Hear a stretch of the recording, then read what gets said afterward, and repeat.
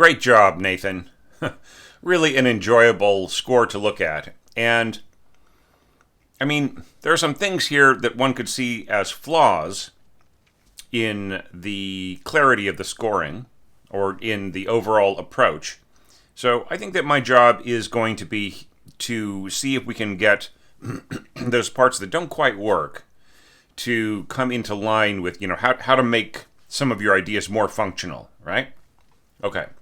So, first of all, you have this idea throughout of hanging on to certain pitches, sort of, kind of adding to the texture and adding to the harmonic context. The problem that you have got is that it is interfering with the clarity of the line, of the melodic line, and especially here where you have Piccolo sitting over the top. So this is a situation in which I would recommend backing off dynamically, right? So I think just throughout this entire passage, pianissimo on the first violins, I think piano on the glockenspiel is fine, pianissimo on the piccolo, all right? Especially as it reaches up higher, I think that it should be at a lower dynamic. So mezzo forte here, and then here you have crescendo to, I don't really get this, forte, crescendo to forte. Maybe this was intended to be mezzo forte, in which case mezzo piano, crescendo to forte would be mezzo forte for the piccolo, right? Just really back off on it. Especially if you're going up for that high E, which is really going to ring at a forte, right? Like getting to forte, even with a diminuendo after it, we're still going to have that it's going to really sit in people's ears much more strongly than what's below it, right? And I don't think that that's what you want. Okay, now just in terms of your score layout, just for future orchestration challenges, which, boy, I sure do hope that you are going to be involved in future orchestration challenges, especially the next 3 challenges.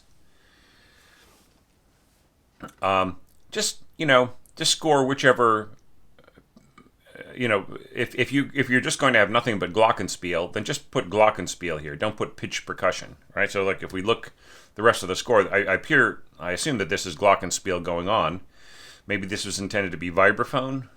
That would be more of a, here you say let ring, right? But I mean, that would be more something that you would expect from a vibraphone part. Anyway. But just say which instrument it is. And if you have a glockenspiel and vibraphone, give them each separate staves. And unpitched percussion, what did I say in the evaluation guidelines? Is that I really prefer single lines for the percussion. So bass drum gets its own line, and then here tam-tam gets its own line. And then usually timpani is its own thing, right? So the timpani would just have its own staff, and it's almost like its own section. And then the pitch percussion and whatever percussion you use will all be its own bracket and its own bar line groupings. Okay. And here, I don't know if it's possible, but you could have like horn and F sitting in the center of the sub bracket, and then if you wanted to, you'd say 1 and 2, 3 and 4, but it's really not necessary. With horns and F, the standard is 1 and 2 and 3 and 4. So if you're staying with the standard, if you're sticking with the standard, then there's absolutely zero need for this. Just have horns in F in the middle. And then here, trumpets in C 1 and 2, trumpet in C 3. That's all perfectly fine because you really are telling us what is what. However, you're forgetting to tell us who is who, right? Who is this? Is this the first trumpet? Who is that guy? Now here you're taking pains like this is first oboe, right? So very good. All good there. But like you let 1 or 2 things, 1 or 2 markings, 1 or 2 entrances are need a little bit of guidance on them.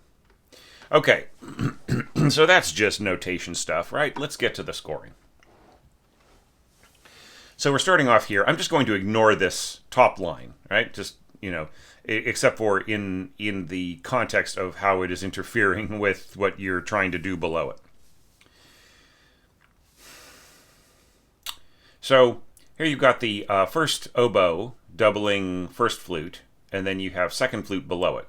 So it would probably be better in terms of balance if it was first and second oboe playing this with A2 flutes on top, right? See, because you're adding a lot of weight to the top there, and then you have these. You're expecting the second flute player to have some kind of meaningful presence here, even though you're pushing them all the way down to B here, right? Now, this is not as egregious a situation as octaves and sixths and other situations that I've seen recently in some of these evaluations. But, really, here you go to A2, right? So here you've got A2 with both players, and then here, the oboes are still A2, and you're still expecting this first flute player to have some kind of meaningful weight. That is the second oboist's job, not the first flute, or not the second flute's job, right? The second flute's job is to stay out of the way of complications in the middle here, in middle scoring. So, so just really watch it with the way that you are allocating the second flute, right? That just really is a lot. I mean, I just feel like I should do a separate tip on second flute scoring, right? And a video or something, just telling people, like, really watch out, because it's a question of competition, right? You're putting the flute into competitive situations, the second flute into competitive situations. It cannot meaningfully contribute. So it's like, doesn't do much for the morale of the player to be tootling along below a very resonant combination. I almost said resinous. A very resinous combination above. Okay, but aside from all that, like, let's say that you corrected some of this in some way, that this big beautiful stack here, B-flat clarinets, just as a warning, A clarinet would probably work better if you were scoring the entire piece, because of the boatload of sharps that are going to be coming up for you later on. And then, of course, we got tenor register bassoons. Now, here, you're kind of going wild with that tenor register. Now, I had an uncorrected draft. I accidentally had, like, my second draft, or I said first draft, first to second draft. And rather than my final draft, in my own piece, my own contribution to this set of evaluations, and I neglected to correct it to bass clef, which immediately got called on it by a bassoonist friend of mine. All respect to him. And, like, you are just really driving the perception of tenor clef. Now, this actually reminds me of driving it downwards. This reminds me of this one flashcards game that you can play online, where they show you the note, and then you have to answer it. And, like, they start off with alto and tenor clef. They immediately give you really, really low pitches, and it's like, what is that? Is that an A? Is that an E? What is that? Right? So you were actually, your instincts here were correct. You should have put the bass clef right here, right, and then just left it in bass clef. Don't worry if you're going up to the occasional G or whatever. The bassoonist can read that.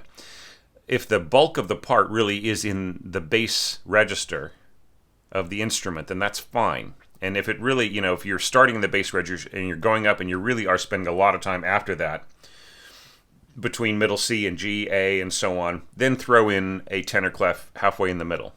All right. Okay. But to get back to the scoring over here, I think that this works pretty well. Okay, and now we're going to talk a little bit about Piccolo, right? See, you were planning to bring Piccolo in here as this beautiful fluid element and everything else, and just a very striking combination with the strings and the horns, which I'll talk about in a minute. So why have it here? Why not just have your first violins play these upper pitches? And if you must continue on with this scheme of having these pitches above, then look, just have the second violins play octaves here, right? see if you can maybe do this divisi, some of these divisi parts, like the lower part could be split into the viola part, and then you could continue on. Maybe this line here could stay in the second violins. Maybe you could do a divisi with the first violins playing these pitches for the lower divisi, and then the upper divisi could be playing this in harmonics, right? Maybe you could split into two different staves there. But whatever it is, maybe spare the piccolo, right? Like spare the rod and spoil the child. Spare the piccolo and spare the piccolo and spoil the ear, right? So and not spoil the ear. So yeah, so piccolo is, I mean, especially in this register, it's keening. It reaches into the ear and it starts to dig away at the wax buildup, right? So maybe not two piccolo parts in a row, especially not one that is interfering so much with the melodic curve, right? So having this pianissimo, right? Cut the piccolo, and then I think that this would really just fall into place. All right, so continuing on with this strategy, combined clarinets and bassoons under flutes and oboes, bass clarinets, and English horn catching some of those suspended notes and so on going forward. So, like, I would just say that, like, maybe you're going to forte too soon. Do you know what I mean? Maybe it's sort of like you're using up all of your power here, and then when we come back to it, it's like, oh yeah, right, we were forte a few bars ago, right? Right, and here you're saying pew F. Maybe you just mean fortissimo. So, or maybe this should really be mezzo forte, and this should be forte, right? And if you really want the pew, right, then just put in some accents in the string parts. All right. So, having said all of that, you are taking a lot of my lessons to heart here in sort of keeping the brass in the background a bit, but I still think that, like, these trombones are going to be a bit brutal over your middle winds and middle strings right in here. So think about it, all right? And then here, like, your forte all the way through with your bass drum and your timpani. So I think that is all pointing towards backing this off to mezzo forte and then a crescendo here to forte in all instruments, except maybe pianissimo, crescendo to mezzo forte, just like the horns, and then crescendo here to mezzo forte. All right, and just really, and then that will balance beautifully. And, you know, as far as everything else is concerned, it's a very thick texture compared to, like, the elegance and the simplicity of the piano score. But that doesn't mean this doesn't work. It's very dense scoring, but it just has a lot of emotion. It has a lot of soul in it. I like it. So you don't have to mess around with this too much. I think that it's all fine. It'll work. I would say that, like, I don't think I would have so many slurs over these pitches. I wouldn't slur. I would try to avoid slurring any of them, right? Because the violinist has to reposition their fingers every single time as they're moving up and down the neck. So if the slur was really going to work, it would go, you know what I mean? So it would be better to say piano legatissimo or legato, and then the players will smoothly connect the bowing as they reposition the fingers, and you will never know that it wasn't slurred, right? Unless the player isn't a pro. Yeah, and I really love the way that you have taken pains here to not have the piano style slurring here. I like this ta ta ta ta ta ta ta ta ta ta ta. That's great. Fantastic. So what is this? Right? Down, up, down, up, down. Right? What is going on here? Shouldn't this be down, up, down, up, down, up, down? And there's just absolutely no need to slur across the downbeat here. Right? You have the same thing with the horns, right? What's the point of that? What's the use of it? Like you have all these other instruments tonguing and bowing on the downbeat. So just have a nice clean articulation there. Just like have everybody come together rather than just the different articulation styles on different notes and things like that. I mean, there is a place for that kind of scoring, and I've done some of it myself, but you have to really calculate how that works. Right? And then the same thing here, like your trumpets are slurring forwards across the downbeat again, but then here you are articulating on the downbeat with your other just clean it up, right? And especially with like contrabassoon in here. Wow. Now that is like some profound scoring. So here I feel that this combined tuba and contrabassoon line just has so much weight and profundity to it. It is just massive. And then when you are stacking that with bass trombone and trumpet, with this massive triple octave. I mean, I love the idea of, of like almost like the canon, right, against the melody. But wow, I mean, going so far down there, it just is really giving a kind of heaviness to the music that I feel is working against this beautiful piccolo and like this all the other combinations you've set up so beautifully. I feel just getting that extra octave down there may be working against it. Maybe you don't need to get all the way that far down. Maybe you don't need to double the contrabassoon with the tuba, right? Maybe all you need is just tuba, or all you need is just contrabassoon. But like the combination of the both, wow. That is some dense scoring down there. All right, then bass trombone and which trumpet player? First trumpet player? All right, so it is still a cool idea, right? So here we've got piccolo, an octave above first violin, and then to make it a triple octave, we've got the second violin in there, and then here we've got those notes that like we've got an A that continues on and sort of messes with the clarity of the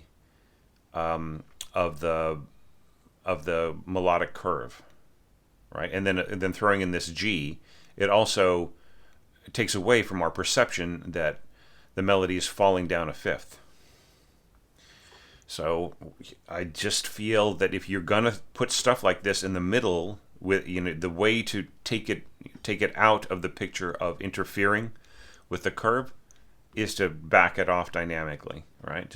Just have it as this essence in the background.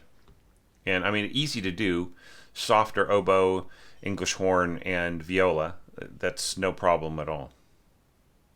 And then when things start to get more intense here, once again, keep it from dominating the music, because it really could, especially with one of the voices being your second trombone right in here. Right? It's just going to be fat and huge. And in fact, the sound of this second trombone is enough to basically obliterate what is going on here with your violas. And not to mention English horn and oboe above. So it is a difficult balance that you're asking here, and especially pushing it up to forte, right? In all the brass, right? And especially like this coming in early, like you pushing this sort of commentary line that works against is interfering with the curve of the melody. It is getting bigger than the melody, right? at exactly the point where it should be backing off. So that is a question of balance right in there. All right, but just talking in terms of how things are scored, I'd say it's pretty good. But this is a little weird for a horn player, right? This is more of like a clarinet line. This, jumping down, and I mean it's totally possible on a horn, but it is not like it's not the most graceful gesture. Since since you already kind of have the cello doing that, why doesn't the cello just leave it to the cello and just go bum bum with the second horn? Now, having said that, I really like the way that you have the first and second horn working together here in intervals. It's exactly right. I think that's cool. These little touches here, forte piano touches in your trombones. Once again, it's getting a bit low, right? Is there anything in your trombones that really needs to be in tenor clef, right? You got this A here and this G here, and maybe you could save the tenor clef for like right here. Of course, the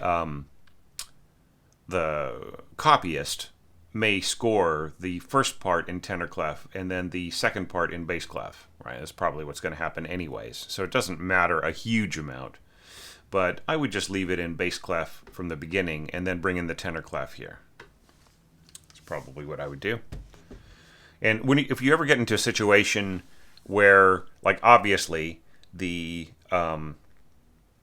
first part is going to be in tenor clef and the second part is going to be in bass clef, and the tenor clef, or sorry, the bass clef is really reaching downwards, score it in bass clef, and don't worry too much about the tenor pitches. It's just easier to read for everybody. And then when the copyist comes in and takes over, they will put those higher pitches into tenor clef. Nice harmonization in here. I'm wondering if you're getting to the point where you don't need the piccolo anymore from B onwards, right? I think it's the piccolo is almost like a vocabulary word, right? Like incontrovertible, like or how many times can you say incontrovertible in a sentence, right? Without people saying, "Oh, so do you learn that word incontrovertible recently?" Right? So it's the same thing with the piccolo. Like after a while, the piccolo on top all the time, people are just sort of like, "Yeah, right, I got it." Right? I understand. There's no need to overemphasize the role of the piccolo player here. Okay, once again, we have some complicated scoring here. First flute doubling, or not doubling, intersecting with the two oboes on either side. The two oboes will swallow the resonance, so it's better to stack in a situation like this, right? I would try to stack all the pitches here, and then that will work a whole lot better than enclosures. Enclosures work much better between, like in this register. I think that they work a little bit better between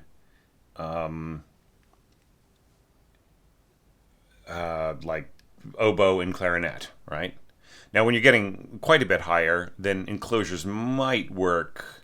Like if you're like from E upwards, enclosures might work better with oboe. But like getting lower and lower like this, it's really the second flute is really going to get swallowed right in there. Right.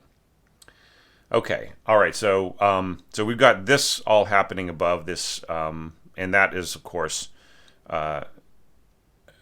picking up from what's going on in the strings, doubling it, and so on. Very, very intense, very romantic sound here. And then of course there's below we've got the trumpets adding their particular resonance to it, and this all works really nicely. And I love this. What do dee do dee do dee do dee do dee do. Here you're saying legato. Okay, so that is a way of, that is definitely the way to do it. I would put it after the the dynamic. So forte, space, legato, I think would be a better place to put it rather than in the technique text, because it's more expressive than it is technique. It's not necessarily a technique to play legato, right? It's more a part of the expression of the passage. I mean, yeah, it is an articulation style, so I mean it is a technique, but now you can refine it further, right? You don't have to just leave it at legato. You could have these as mezzo staccato. That might be another way of dealing with it. Or I think portato is a little much. It's a little too heavy. You want this to be nice and light. All right.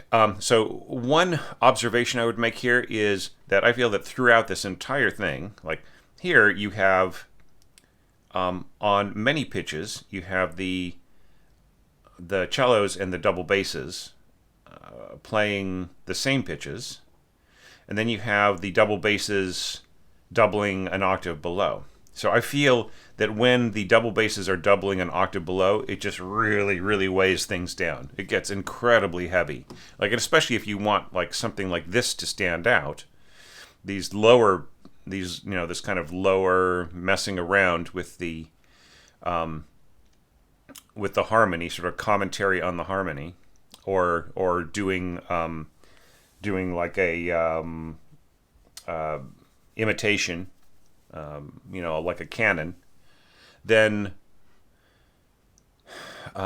you just, how much weight can you put on the bottom end, right? So that is the first impression that one gets listening to the mock-up, is that there's a lot of it really is bottom heavy, despite and even going onwards, it becomes more marked, the smoother and the more upward reaching, right? Because you have places where your double basses and cellos are separated by 2 octaves, right? So that just really underlines the enormous weight that the double basses are bringing into this, by even as fluid and everything, but it's just really putting a lot of pressure on that. And then of course, you have A2 bassoons and bass clarinet, and isn't this an interesting that the notes are the same positions on the staff, right? So with tenor clef, right, and bass clarinet transposing down a ninth, right? It's the same exact pitches. But So anyways, just watch out. It's really heavy. And I think it also, the weight takes away from the delicacy of what you're trying to do here in the clarinets and the horns. All right, so continuing on, more of the same. Right, and this is all really cool, the way that you've set this up. And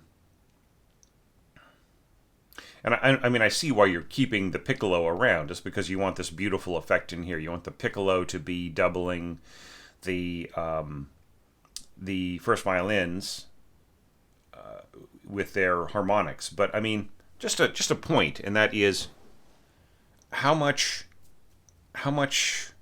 pressure does that put on the ear? How much does it take away from the remarkable sound, the just beautiful, eerie sound of violins playing artificial harmonics, to underline that with piccolo, right? And especially piccolo as it starts to become more and more pronounced on these upper E's. And then here you're saying pianissimo violins, but piano piccolo, right? So that the piccolo is basically just going to erase the delicate sound here of the first violins. But I'm totally with you on this. I love this, the way that this descends across, and I just think that that's cool, just keeping it way up there, stratospheric. All right, so we'll talk about all of this as it develops. But the framing of the harmony in here is very cool. Don't get me wrong. I mean, I think that it has a really wonderful quality, but it's just, I'm just still a little uncertain about the weight in here from the bass. I think you could use half as much, right? You could just be mostly cellos and A2 bassoons, with just like occasional like pizzicato or occasional support from below from the double basses, but not a whole lot. See here you are going all the way up to this G, which you avoided right here, right?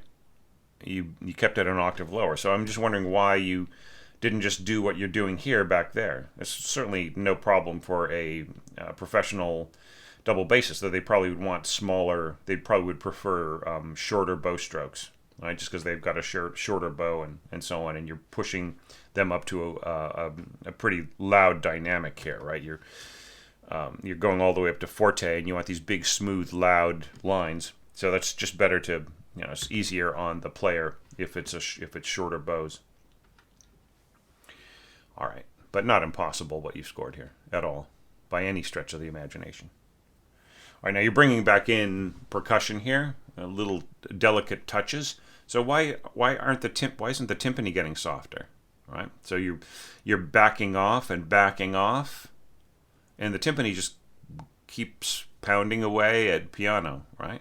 Shouldn't the timpani also come down in dynamic? And the same thing with I'm guessing this is glockenspiel, right, and not vibraphone.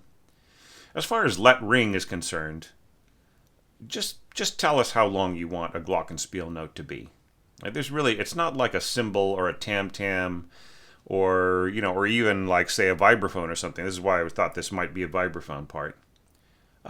Just how long do you want it to last? Just write it out.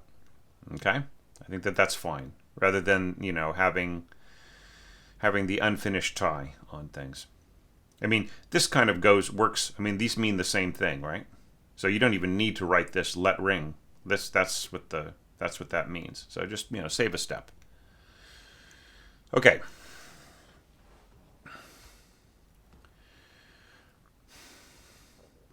All right, so here we have this really thick line here. And you are trading off same E as English horn. I do not know if this would be a smooth trade-off. This will be perfectly fine.